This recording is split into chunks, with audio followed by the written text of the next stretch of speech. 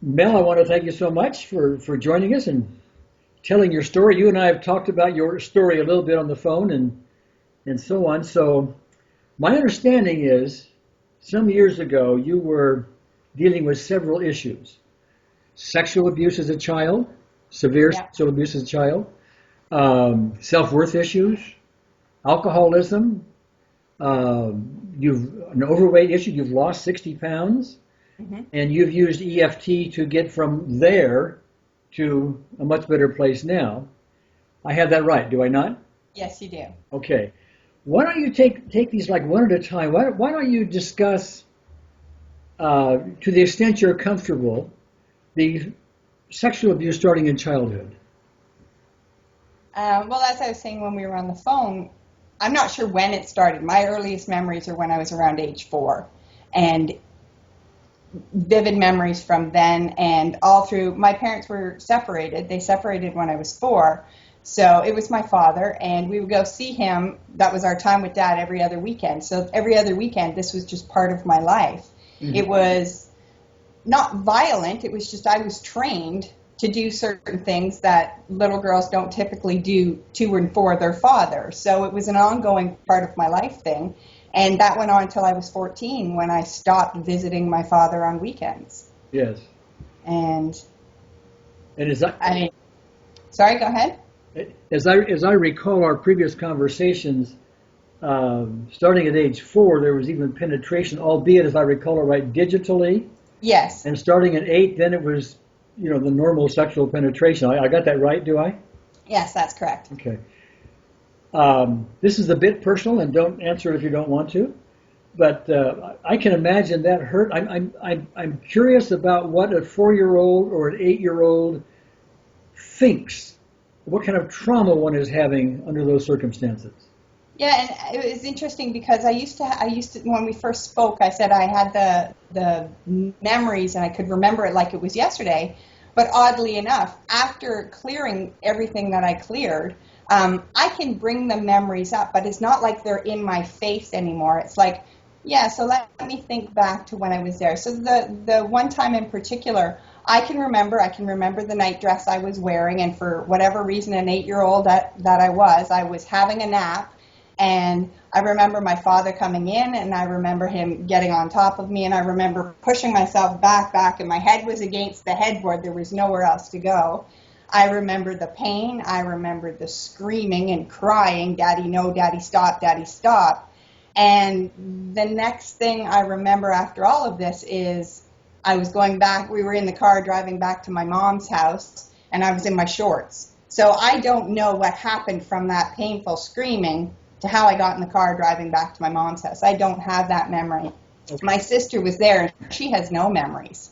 So, And how has that set of experiences affected your life from that point up until you learned about EFT? well, I mean, one could say that that's why I drank. One could say that was why I had no self-esteem. For years, I was and I started drinking fairly early. I remember drinking in high school. So before I was 18, I was drinking. And, I couldn't hold eye contact with people. I was very promiscuous. I would get drunk and have all kinds of boyfriends. One could say this is all related because I basically was trained that this is what love was. This is how you gained love, this is what you do with your body. Yeah. So very promiscuous, very low self-worth, if any at all. And that sort of was my pattern through as I went through life. I have not had what one would say is a successful relationship, Yeah. ever. So And how long ago were you introduced to EFT? my son is now 7, and he was just about 11 months. So just over 6 years ago. About 6 years ago. Okay. So that was how many years then did you have? Well, at what age did you learn of EFT? Your age. I learned of EFT right when I started using it. That was the first I heard of it. I know, but what age were you? I was 41. Yes, hadn't turned 42 yet. So from age 14, which is the end of the sexual abuse, Yes. till age 41, you then dealt with the low self-esteem, the drinking, and all the other things that went with it. Were you having nightmares, for example, or any other kind of thing? Well, it's interesting because way before self-help books were popular, when they used to be in that, creepy corner in the back of the bookstores, ever since I can remember, that's where I was drawn to. So, I talk about I used to take one step forward and then two or three back. Right. So ever since my late teens, in my early 20s, I studied Kabbalah at the Kabbalah Center in Toronto. So I was always reaching for something, but nothing seemed to stick. And so, I was studying Wayne Dyer and, all the self-help gurus, if you will, and trying to incorporate those teachings. But until EFT came along, nothing seemed to stick. EFT seemed to be the turning point for me, where I went beyond just the knowledge of it, trying to understand it and then reaching for the beer, and washing it down. Whereas EFT became what shifted everything for me. Tell us about the alcoholism. How severe was that? Well, one might say I was a high-functioning alcoholic. I knew how to keep it in check, so I never lost a job. I've never been unemployed. But every day around noon, I would start getting anxious. And by 3 o'clock, if I didn't have my plan for how I was going to get a drink, and my drink was beer, which is partially, it's a pretty fattening drink. Sure. If I didn't know when and how exactly I was going to get it, I would start being like really cranky, really agitated, quite an unpleasant person to be around. So I always had it planned out. Sure. And it was sort of a daily habit. Even if it was just, 3 or 4 beers a day, it was daily. Yes. Yeah. And you needed it basically as alcoholics do, right? Yeah. Okay. Yeah. It was sort of like my medicine of choice to get through. Okay. All right. Well, so you would drink beer. That's fattening, as you said. That's on some weight. But would I also assume that you would overeat the wrong foods as well? Absolutely. I was living in downtown Toronto at the latest stages when I was the heaviest. And I had, Monday was speed dial the pizza, Tuesday was speed dial the chicken wing place, Wednesday was speed dial the Greek place. So I didn't cook. I've never liked cooking, so it was just very convenient and very easy. I had no friends, I had no social life, so all my paycheck went for my beer and my fast food. So that was a big part of it. And the kind of foods you mentioned tend to be comfort foods. They tend to be foods that tranquilize anxiety, as does alcohol. Yes. And so who knows exactly how all this falls together, but it would be a typical pattern that with this kind of sexual abuse and low self-esteem foundation you had as a youngster, there's a lot of anxiety there. We don't fit in the world and so on. And so we eat, we gain weight, we drink beer, we do everything we can to tranquilize this sense of unrest, this sense of not fitting in, this low self-worth kind of thing that's just blotted out. That's a cool story, but I assume it fits here. Yeah. Okay. Very much so. So you come across EFT, you start using EFT on these various issues, and we'll get to the details in a moment. But what I'd like to have is just kind of an overview without getting to details yet. How did you learn EFT? What did you do with it? And just generally, how did you find your life change as you were using EFT? Okay. I stumbled upon EFT quite by accident. I was studying the law of attraction, and one of the law of attraction online programs I was taking was interviewing one of the EFT practitioners. Uh-huh. And my day job was finance. EFT in finance stands for electronic funds transfer. Yeah. So I'm like, what on earth is this got to do with the law of attraction? And so it was annoying enough and interesting enough that I stopped work for the day and started listening in full on to the program that was online that day.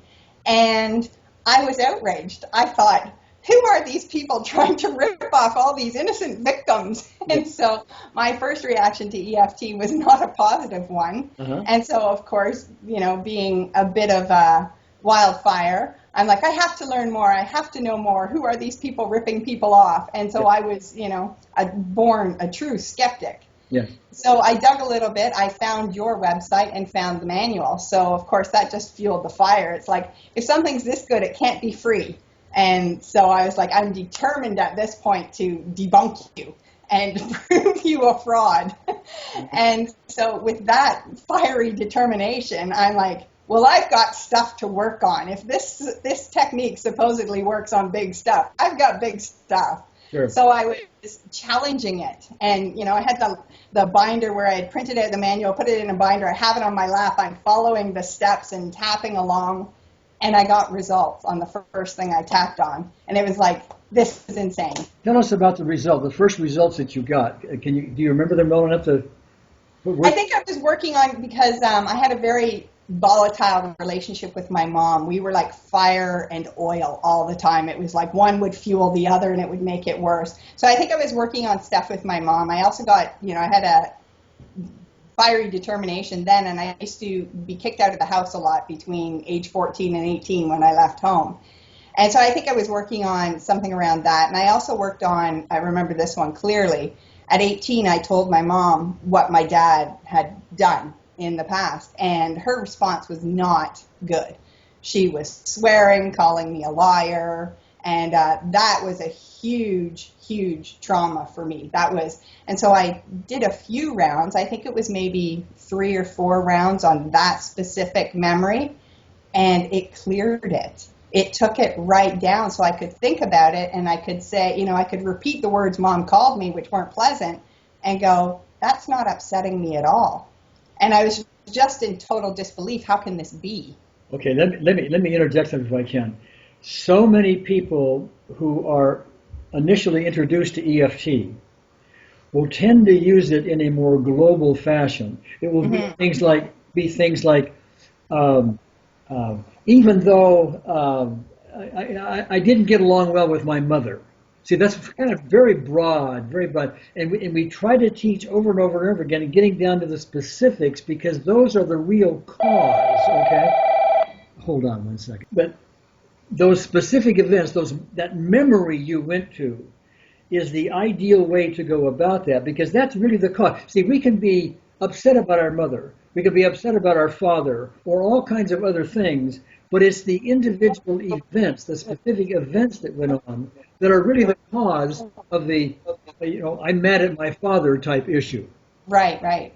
So my hat's off to you for digging in such a specific way to begin with, because that's how you clear these things, and you did that one well, apparently. Yeah, and I used to, when I was learning, because of course I'm like a perfectionist with studying things, so I would go through and I would read it and I would make sure, and then the thing I used to try and remember it is, could this be the headline to the story, or is this one paragraph of the story? Yeah. So I kept going, if this is the headline, my mom really didn't like me, well, that's not going to clear it. I was thinking of clearing each paragraph of the story rather than the headline that announced what the story was. And so that's sort of how I went about doing that. Yeah, the metaphor that we like to use here is the broader issue that, I never got along with my mother would be a tabletop. So by table legs, each of which are being the specific events. So you've got to knock the table legs out from under it. Otherwise, you're pounding on the top of the table, hoping to get it to collapse. And and it's fully supported. Yeah, maybe with persistence, though, you'll be able to do something with that. Or you will wobble a table leg or two by trying to go to the tabletop. Yeah. That's not the efficient way to do it. The efficient way to do it is go right to the table leg. Yeah, the other, because in your DVDs, I think you talked the analogy about the trees in the forest as well. And so, I would also, to try and get this in my head, instilled in my head, because if I was going to relive this stuff and, dip the toe in the water of the pool of this pain, I wanted to make sure I was taking it out and not just swimming around in pain again. Yeah. And so I would think, okay, am I going for branches on the tree, or am I going for the bottom of the tree? Because you can cut a tree down by taking off its branches, but it's a long process. Or to take that metaphor a little further, if you are looking for the cause, you go to the roots of the tree. Yeah, Okay. yeah, And see, a lot of these issues are to me they're like weeds. And one thing we can do is take a shovel or some kind of a tool and cut the tops of the weeds off, a weed whacker, whoosh, like that, you know. yeah, yeah. That's good. That does something. Hmm. Okay. And a lot of people who use EFT without getting into its details will do it in that way. They'll top and they'll say, "Wow, I got a good result. That's wonderful." They don't go any further. But if you get down underneath and get the roots out, Yeah, now you've really got it. Otherwise, that weed's going to grow again in one way, shape, or form. perform. Yeah.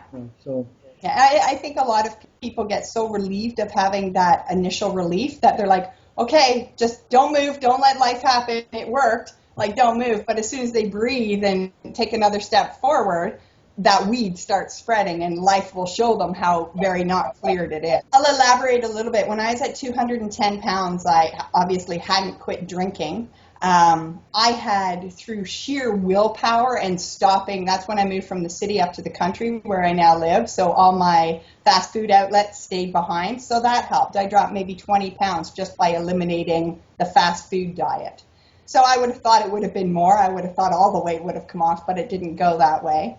So now I'm around 190 pounds and trying diet after diet after diet. Some success, it comes back. Some success, it comes back. I went on a very radical diet. And that diet, in 3 months' time, I went from about 180 to 143. 140 was my goal. And that was in about 2.5 months' time. It was a radical diet. Felt great. And I found out I was pregnant. So I had to immediately get off that diet because it wasn't even 1,000 calories a day. And so I knew what my body didn't need this weight. It was an interesting process. However, I'm pregnant. Within the first 3 months of pregnancy, I gained back 35 pounds. So, and then after I had the baby, and you would expect I'd lose, and I kept gaining weight. So I basically got back up to 180 through my pregnancy. After I had the baby, I didn't lose the weight. Maybe 10 pounds came off, and I leveled out at 170. And that's where I was when I found EFT. oh, okay. So with EFT, I got from 170 without changing much of my diet. I was still, until I quit drinking, and even that, it was just when I started using tapping again for what's behind wanting to eat. It's not about the food, because I had eliminated all my chocolatey treats. I had eliminated all the traditional causes of the weight. I knew it wasn't the food alone. And then I started tapping on what's making me reach for this. What's, like all that comfort food. What's behind it? And that's where I was attacking it at the emotion level rather than the food level. And so I said to myself, okay, you can eat anything you want. Nothing is off limits. This isn't about a diet, because I knew I wouldn't stick with a diet. I knew it would be, okay, you do that for however amount of time you're on the diet, and then you can go back to living your life. Yeah. So I knew the diet wasn't going to do it. I wanted to find a process, and of course I'm testing to see if EFT is going to work, not knowing if it will or not, that would allow me to live a normal life, indulging in, chocolate croissants at the local coffee shop when I wanted, and still enjoy life but not be overweight. And that's the success I had with EFT. And right now I'm up a little weight, but that is the coffee house that just opened up around the corner, and I've just been indulging and giving them good business a little too much. It's not emotional eating anymore, which I think was the big difference. When I went after the weight with EFT, I wasn't going for the food, even though I'm craving a chocolate bar, that sort of thing. It was like, even though I'm feeling this anxiety about that argument I just had with John at the office, that sort of thing. And I would, again, take it very specific about what just happened that's triggered me wanting to stuff something in my mouth. And what I found was the cravings for the food sort of dropped off. So did the weight. So now I enjoy food, everything, like nothing's off limits, but it's not fueled by the anxiety. And I can feel it when I have a stressful moment or an interaction that's not pleasant. I can feel, I could just go for a croissant, but it's like, that's just silliness. Why would I do that? Yeah. What I ended up finding was, if I was resorting to willpower, I wasn't on track. If it became, and this was my little game I would play with myself, if I'm using willpower and hard work, I've missed it. I've missed the issue. So get off the willpower and find the issue and do the tapping on the issue rather than trying to force an outcome. Mal, who had the self-worth issues a long time ago, didn't have a friend in the world. In September of 2000, the only reason I didn't kill myself was I had 2 cats and I had no friends to give my cats to. So it was so dark that I didn't kill myself because I thought no one would notice. This was my plan. I'll just book vacation, 2 weeks off. No one will be looking for me. The boss won't be looking for me, but the cats would be put down because they would end up eating my decomposing body. And it was the love of my cats, not anything to do with who I was, that kept me from killing myself. And that was in September of 2000. Yeah. And that was my life. I had no friends. As I said earlier, I couldn't make eye contact with people. I was just always looking down at the ground, and no animation, no happiness, no spunk in my voice, just this monotone, sad, dark, gloomy person. It's no wonder I had no friends. I wouldn't want to be friends with that person. You have friends now? I do. And I'm pretty selective.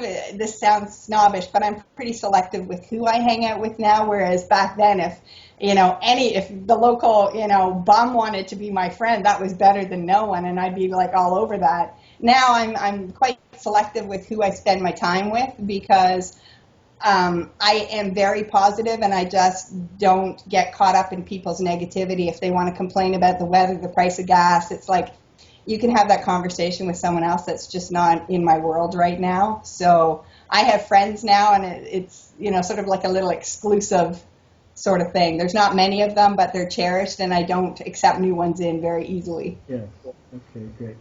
One more thing. If you can recall it well, you did EFT on all these various issues over a period of years. Mm-hmm. And they were mostly specific events that you did. So you had a whole forest full of diseased trees, if you will, or many table legs under the tabletop, etc. How many specific events do you think you worked on over that period of time?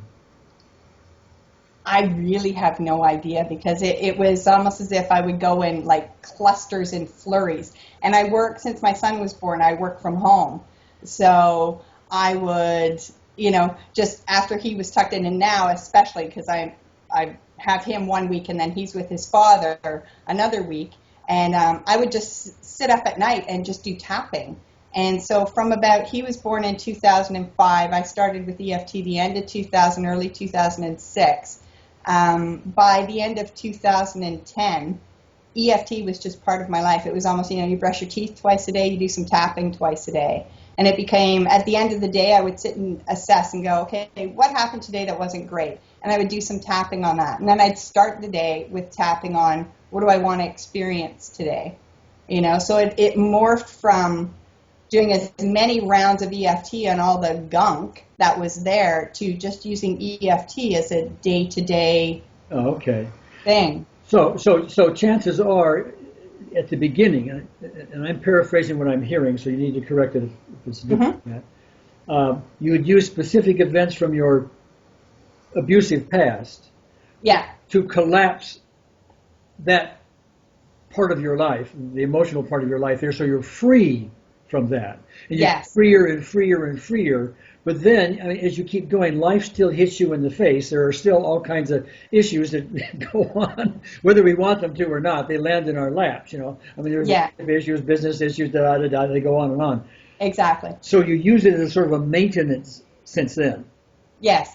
And then I would try and, flesh out what's left. Because if it was, certain things that would go on, I can't think of a specific example, but it would be a case of, okay, well, I'm not feeling as joy-filled as I'd like, so I would try and make a bold statement and see, what I would hear in my mind, the tail enders, oh, no, you don't believe that, you believe blah, blah, blah, blah, blah. And then I would go, okay, even though I believe blah, blah, blah, blah, blah, and I would tap it. So I would constantly try and dig up any roots that were left, even though I didn't have like glaring in your face abusive, type issues showing me what was there. It would be a case of, okay, my life's not reflecting back to me the joy-filled abundance experience that I'm going for. So what's left? Is there anything left behind it that I haven't remembered or I haven't thought to go for?